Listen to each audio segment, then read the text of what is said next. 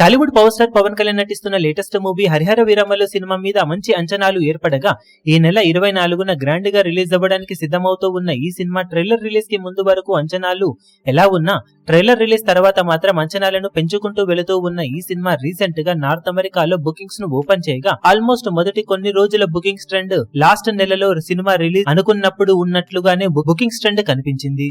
కానీ ట్రైలర్ బాగుండటంతో జోరు పెంచాల్సిన అవసరం ఉంటుంది అనుకున్న టైంలో ఇంకా ఎక్కువ లొకేషన్స్ లో బుకింగ్స్ ని ఇప్పుడు ఓపెన్ చేయగా మేజర్ సెంటర్స్ లో ట్రెండ్ సాలిడ్ గానే కనిపిస్తూ ఉంది. ప్రస్తుతానికి రోజు రోజుకు బుకింగ్స్ లో జోరు కనిపిస్తూ ఉండగా ఆల్మోస్ట్ 375కు పైగా లొకేషన్స్ లో 835కు పైగా షోలను ఓపెన్ చేయగా 150,000కు పైగా డాలర్స్ మార్కును సినిమా ఇప్పటికే క్రాస్ చేసేసి లాస్ట్ మంత్ బుకింగ్స్ తో కంపేర్ చేస్తే బెటర్ ట్రెండ్ ను ఇప్పటి వరకైతే చూపించగలిగిందని చెప్పవచ్చు.